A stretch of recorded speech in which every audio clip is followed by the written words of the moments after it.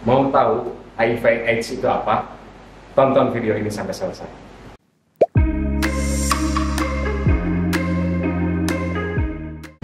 Assalamualaikum warahmatullahi wabarakatuh. Kembali lagi bersama Bapak Nugraha Artakusuma di pembelajaran PJOK. Kali ini materinya adalah mengenai HIV/AIDS di semester genap. Sebelum mengenai apa itu HIV/AIDS, Bapak mau bahas mengenai mitos seputar HIV/AIDS. Yang pertama, HIV/AIDS merupakan penyakit kutukan Tuhan. Itu sama sekali tidak benar. Karena semua orang bisa tertular, baik orang tua, remaja, dewasa, anak-anak, bahkan bayi. Yang kedua, HIV/AIDS merupakan penyakit orang barat. Itu tidak benar.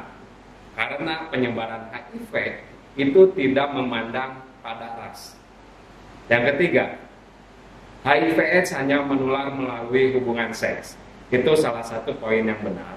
Tapi penularan bisa melalui aktivitas berhubungan pertukaran cairan tubuh. Yang kelima, HIV/AIDS penyakit kaum homoseksual. Itu sama sekali tidak benar karena semua golongan dapat tertular. Lalu yang keenam, HIV/AIDS diderita oleh pekerja seks.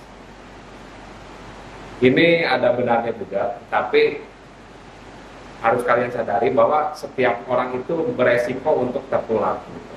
Hanya saja untuk pekerja seks itu lebih tinggi resikonya daripada pekerja lainnya. HIV/AIDS dapat menular melalui kontak sosial.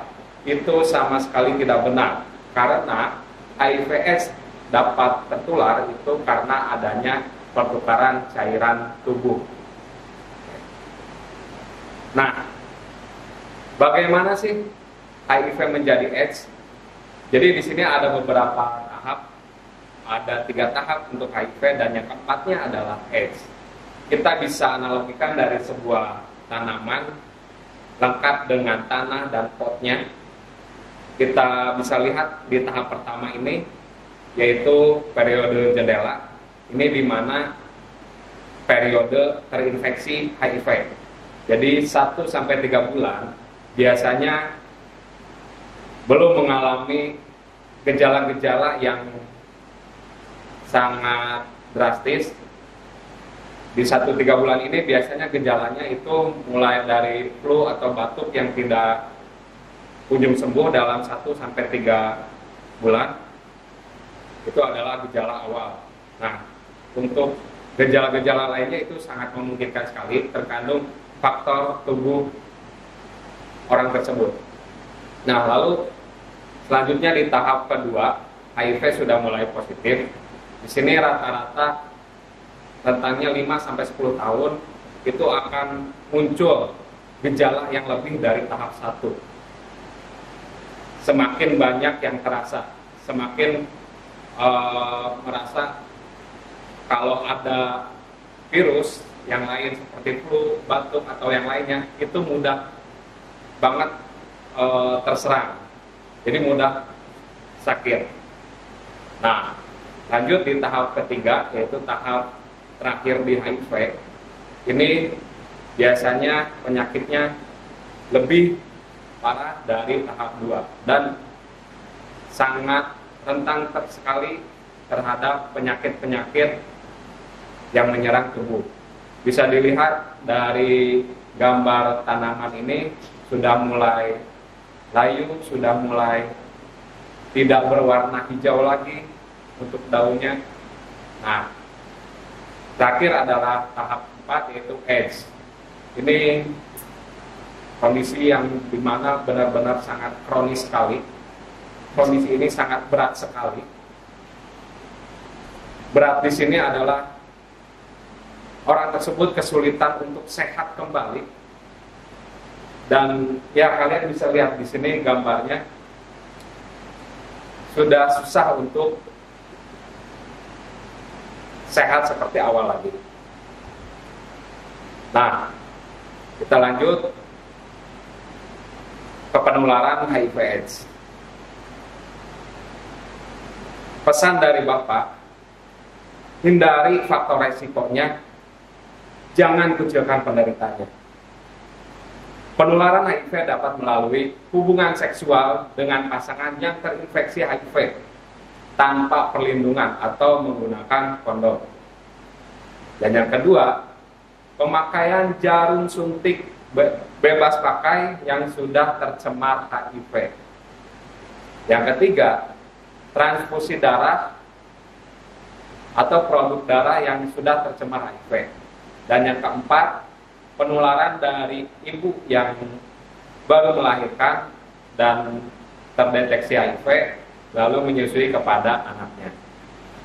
Lalu kira-kira apa aja sih yang tidak akan terjadi dalam penularan HIV? Hidup serumah itu tidak akan tertular tentunya. Makan bersama itu tidak akan tertular. Berjabat tangan itu tidak akan menularkan. Berenang tidak akan menularkan. Berpelukan tidak akan menularkan. Berciuman pun tidak akan menularkan, tapi ini bisa beresiko. Kalau seandainya suami istri ini sedang mengalami sariawan dan salah satunya terinfeksi HIV, itu bisa jadi yang tadinya pasangannya tidak terkena HIV itu bisa terkena HIV karena ada lupasan dari mulut saat sariawan, lalu gigitan nyamuk. Ya, ini tambahan saja dari penularan. Pesan lagi dari Bapak sekali lagi, hindari penyakitnya, bukan orangnya. Peralatan tato itu dapat menularkan HIV, bahkan tintanya pun sekaligus. Dan satu lagi yang tidak dapat menular yaitu adalah duduk di toilet umum atau di kloset WC umum, itu tidak akan menularkan. Jadi kesimpulannya HIV ini tertular karena adanya pertukaran cairan, apalagi adanya pertukaran darah itu sangat cepat sekali, gitu ya. Jadi meskipun ada seorang penderita HIV, kalaupun keringatnya nempel dengan kita, itu tidak akan tertular. Oke. Lanjut, ini ada video yang dapat kalian simak, silakan ditonton video. Infeksi HIV kini menjadi perbincangan gara-garanya ratusan mahasiswa di Bandung, Jawa Barat ditemukan positif terinfeksi HIV. Gejala awal infeksi HIV menimbulkan gejala yang mirip seperti flu. Lantas bagaimana cara membedakannya? Berikut adalah beda gejala awal HIV dengan flu. Yang pertama adalah sakit tenggorokan. Pada flu, sakit tenggorokan akan disertai kemerahan dan pembengkakan di area tenggorokan. Sementara pada HIV, rasa nyeri akan dibarengi dengan pembesaran tonsil tanpa kemerahan serta munculnya bercak putih. Yang kedua, pembengkakan kelenjar getah bening. Kasus flu umumnya tak memicu pembengkakan kelenjar getah bening, sementara pada HIV terjadi pembengkakan yang biasanya muncul pada area leher dan area ketiak.